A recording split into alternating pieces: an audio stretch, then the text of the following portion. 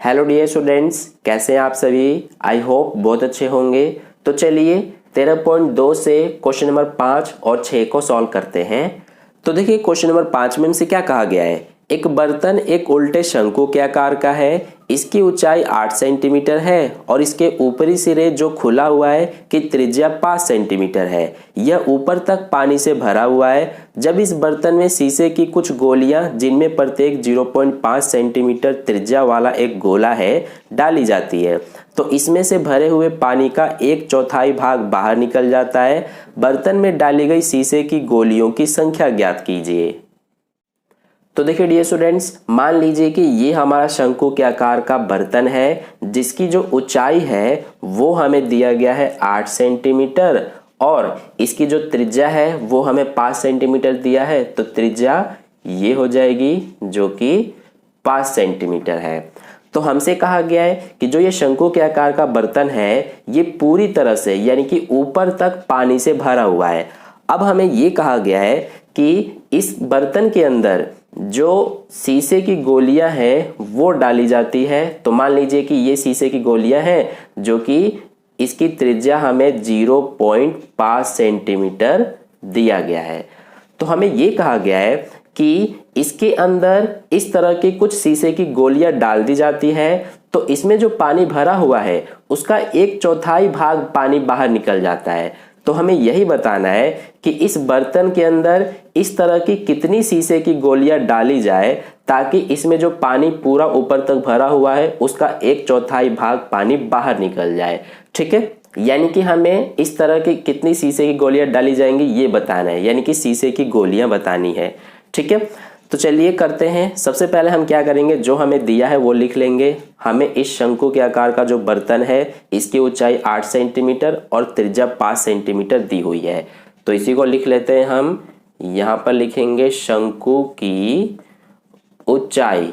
तो ये हमें कितना दिया है, ये हमें दिया हुआ है 8 सेंटीमीटर। इसके अलावा हमें त्रिज्या भी दी गई है, तो त्रिज्या भी लिख लेते हैं। और त्रिज्या यानी कि रेडियस, तो इसको हम R1 मानेंगे। R1 क्यों मानेंगे, क्योंकि देखिए हमें इस बर्तन की भी त्रिज्या दी गई है और जो ये शीशे की गोली है इसकी भी त्रिज्या दी है 0.5 सेंटीमीटर। तो इसको R1 मान लेंगे और इसको R2 मान लेंगे। तो हमें ये भी दिया गया है जो शीशे की गोली है इसकी भी त्रिज्या 0.5 सेंटीमीटर दी है, तो इसको भी लिखेंगे। तो यहाँ हम लिखेंगे कि शीशे की गोली की त्रिज्या। ठीक है, तो ये हम यहाँ पर लिख लेंगे इस तरह से और इसको हम क्या करेंगे कि R2 मानेंगे। तो ये हमारा है 0.5 सेंटीमीटर। अब सबसे पहले हम क्या करेंगे कि जो हमारा ये शीशे की गोली है इसका आयतन निकालेंगे, यानी कि एक शीशे की गोली का आयतन हम सबसे पहले निकालेंगे।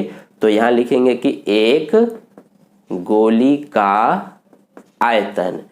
तो एक गोली का आयतन निकालने के लिए क्या करेंगे हम, जो हमारा ये शीशे की गोली है ये गोले के आकार की है, तो इसीलिए इसका आयतन निकालने के लिए हम गोले के आयतन का सूत्र लगाएंगे। तो ये हो जाएगा 4/3 पाई R, इसका R2 माना है हमने तो R2 लिखेंगे और इसका क्यूब, यानी कि 4/3 पाई R2 का क्यूब। ठीक है, तो ये हो गया एक गोली का आयतन। अब हम क्या करेंगे कि हम मान लेंगे कि इस बर्तन के अंदर हमने n शीशे की गोलियां डाली है, क्योंकि हमें अभी नहीं पता है कि इसके अंदर इस तरह की कितनी गोलियां डाली जाएंगी, तो इसीलिए हम उसको n मान लेंगे। ठीक है, तो यहाँ पर अब हम n गोली का आयतन निकालेंगे। तो उसके लिए क्या करेंगे हम कि n का गुणा कर देंगे एक गोली के आयतन से, यानी कि 4/3 पाई R2 का क्यूब से।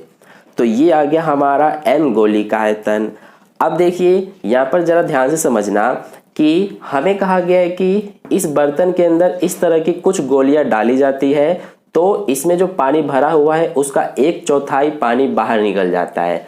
अब ध्यान देना कि जितनी गोलियां इसके अंदर डाली जाएंगी, हमने माना है कि n गोलियां डाली जाएंगी इसके अंदर, तो जो 1/4 पानी बाहर निकल रहा है यानी कि 1/4 पानी बाहर निकलेगा, है ना। 1/4 का मतलब 1/4 होता है। तो इसीलिए जो हमारा ये बर्तन का 1/4 पानी है उसका आयतन बराबर होगा किसके, n गोली के आयतन के। ठीक है, तो हम यहाँ पर क्या लिख सकते हैं कि बाहर निकले पानी का आयतन बराबर में n गोली का आयतन। तो इस तरह से हमने ये लिख दिया। आई होप आपको ये समझ में आ गया कि हमने ये कैसे लिखा है। देखिए, जितना इस तरह की गोली हमने इस बर्तन में डाला है उतना ही पानी बाहर निकल रहा है, यानी कि जो 1/4 भाग पानी बाहर निकल रहा है इस बर्तन का, तो 1/4 भाग पानी का आयतन जो है वो हमारा बराबर होगा किसके, n गोली के आयतन के बराबर, क्योंकि हमने माना है कि इसके अंदर n गोली डाली जाती है, इसीलिए n गोली का आयतन और 1/4 भाग पानी का आयतन बराबर होगा।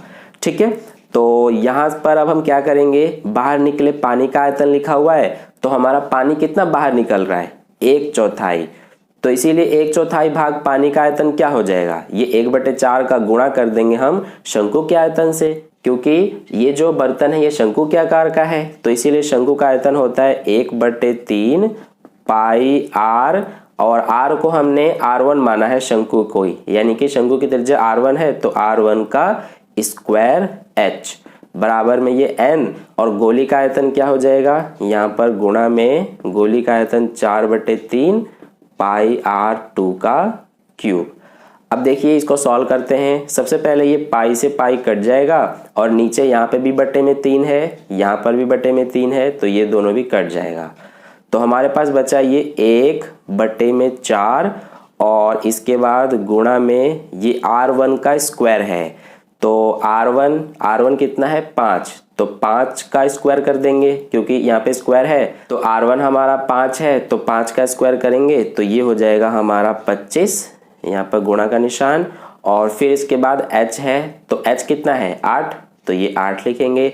अब जो ये हमारा इधर है बराबर के, इनको भी हम इधर लेके आएंगे, क्योंकि हमें n का मान निकालना है, तो n को इधर ही छोड़ेंगे और इन सबको इधर लेके आएंगे, तो 4 इधर गुणा में है, इधर आके क्या हो जाएगा भाग में, तो यहाँ पर भाग में करेंगे 4 को, और जो ये r2 का क्यूब है ये भी गुणा में है, इधर आके भाग में हो जाएगा।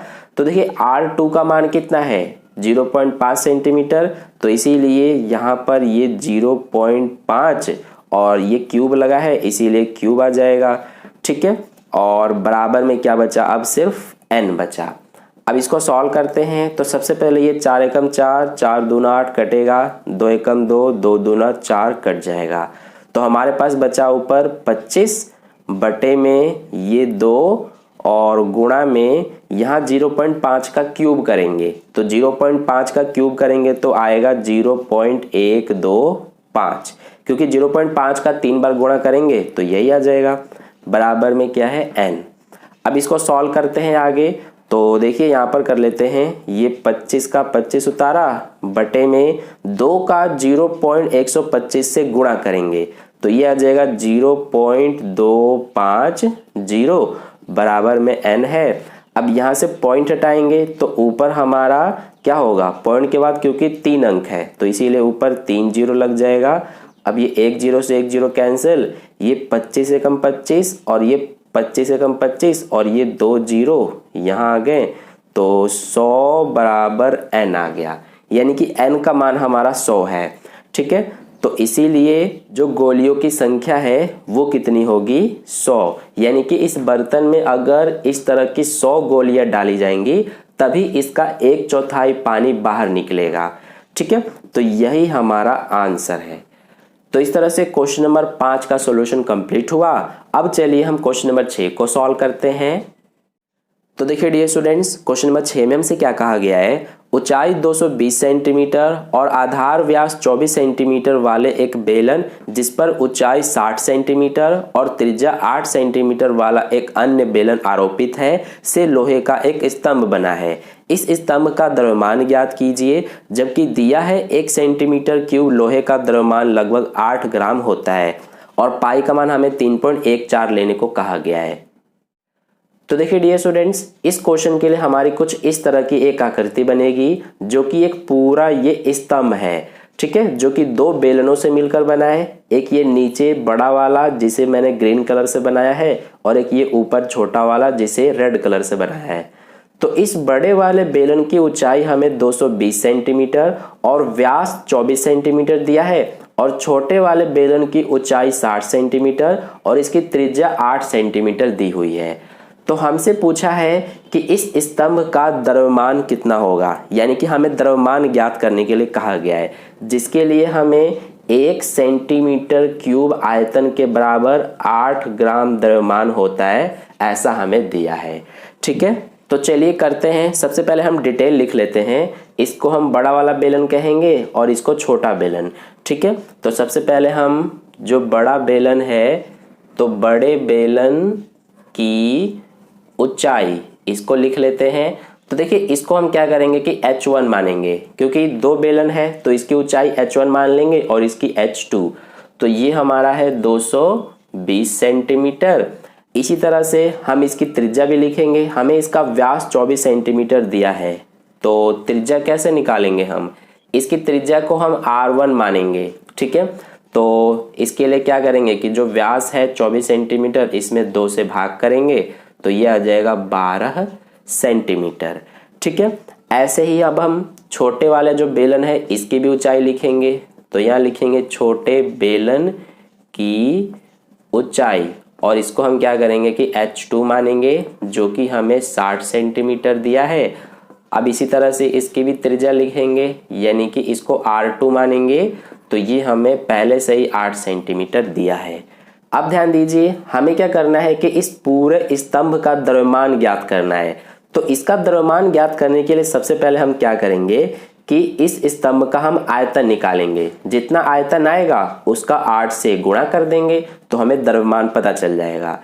तो आयतन कैसे ज्ञात करेंगे हम इस पूरे स्तंभ का? इसके लिए हम इस बड़े बेलन का आयतन और छोटे वाले बेलन का आयतन निकालेंगे और दोनों को जोड़ देंगे। ठीक है, तो चलिए करते हैं। तो यहाँ पर लिखेंगे हम कि स्तंभ का कुल आयतन। तो स्तंभ का कुल आयतन कैसे पता चलेगा? अभी मैंने आपको बताया कि इसके लिए हम जो बड़े बेलन है इसका आयतन निकालेंगे। तो लिखेंगे बड़े बेलन का आयतन और इसमें हम जोड़ देंगे छोटे बेलन का आयतन। तो देखिए, अब यहाँ पर बड़े बेलन का आयतन है, तो क्या सूत्र होता है बेलन के आयतन का? ये होता है पाई R, इसको R1 कहेंगे, और ये स्क्वायर H, क्योंकि बड़े बेलन की त्रिज्या हमने R1 माना है। फिर प्लस में क्या है, और इसकी ऊंचाई को भी हमने H1 माना है, तो यहाँ पे भी H1 ही लिखेंगे। ऐसे ही छोटे बेलन का आयतन लिखेंगे, तो ये हो जाएगा पाई R2 का स्क्वायर और H2। ठीक है, अब देखिए दोनों में पाई है तो पाई को हम कॉमन लेंगे, तो इसका क्या बचेगा R1 स्क्वायर H1 प्लस इसका बचेगा R2 स्क्वायर H2। अब इसमें मान रखते हैं, पाई का मान हो जाएगा हमारा, ध्यान देना हमें पाई का मान 3.14 लेने को कहा है, इसीलिए यही लेंगे हम इस पाई का मान 3.14। अब R1 का स्क्वायर है तो R1 हमारा 12 है, तो 12 का स्क्वायर करेंगे तो ये हो जाएगा 144 गुणा में H1 हमारा 220 है, तो यहाँ 220 प्लस R2 का स्क्वायर, तो R2 8 है, तो 8 का स्क्वायर करेंगे तो 64 गुणा में H2 कितना है 60, तो यहाँ पे 60। अब देखिए ये 3.14 ब्रैकेट में 144 और 220 का गुणा करेंगे तो यह आ जाएगा हमारा 31,680 प्लस 64 और 60 का गुणा करेंगे तो यह आ जाएगा 3840। अब यहाँ पर ये 3.14 ब्रैकेट हटेगा तो गुणा का निशान, इन दोनों को जोड़ देंगे तो यह आ जाएगा 35,520। अब यहाँ पर हम 3.14 इसका गुणा करेंगे 35,520 में, तो हमारा आंसर आएगा ये 11,1532.8 और ये सेंटीमीटर क्यूब। ठीक है, तो ये हमारा आ गया आयतन इस पूरे स्तंभ का। ठीक है, तो हमें तो द्रव्यमान बताना है, इसीलिए अब हम क्या करेंगे द्रव्यमान बताएंगे। तो द्रव्यमान हम यहाँ पर बता देते हैं। इसके लिए हमें क्या कहा गया है कि 1 सेंटीमीटर क्यूब लोहे का द्रव्यमान कितना दिया गया है हमें, तो ये हमें दिया है 8 ग्राम। अब हमें क्या निकालना है, हमारा कुल जो आयतन है वो इतना है, यानी कि ये 11,1,5,3,2.8 सेंटीमीटर क्यूब लोहे का द्रव्यमान कितना हो जाएगा, इसके लिए 8 का गुणा कर देंगे इस पूरे में, यानी कि ये हमारा इतने में। तो जब हम 8 का इस पूरे में गुणा करेंगे तो हमारा आंसर आ जाएगा 8,9,2,2,6,2.4 और ये ग्राम। ठीक है, तो ये हमारा ग्राम में इतना द्रव्यमान आ गया। अब चाहे तो हम इसे किलोग्राम में भी चेंज कर सकते हैं। इसके लिए क्या करेंगे हम कि क्योंकि 1 किलोग्राम में 1000 ग्राम होता है, इसीलिए इस पूरे में 1000 का भाग कर देंगे। तो 1000 से भाग करेंगे तो 1000 में 3 जीरो होता है, इसीलिए ये 0.3 अंकों तक इधर शिफ्ट हो जाएगा, यानी कि यहाँ पर आ जाएगा। तो ये हो जाएगा 892.26 किलोग्राम। 26 के बाद ये 24 को हम नहीं लिखेंगे, क्योंकि जनरली हम पॉइंट के बाद 2 डिजिट ही लिखते हैं। तो यही हमारा फाइनल आंसर हो जाएगा, यानी कि इस स्तंभ का द्रव्यमान ये हो गया। तो इस तरह से क्वेश्चन नंबर 5 और 6 का सॉल्यूशन कंप्लीट हुआ। आई होप आपको अच्छे से समझ में आ गया है। अगर आपको वीडियो अच्छा लगा है तो वीडियो को लाइक कर देना, अपने दोस्तों के साथ भी शेयर कर देना, और अगर आप चैनल पर नए आए हैं तो चैनल को सब्सक्राइब करके बगल में जो बेल आइकन आता है उस पर ऑल नोटिफिकेशन पे क्लिक कर लेना, ताकि नेक्स्ट वीडियो जैसे अपलोड की जाए उसका नोटिफिकेशन सबसे पहले आपको मिल जाए। मिलता है फिर नेक्स्ट वीडियो में। धन्यवाद।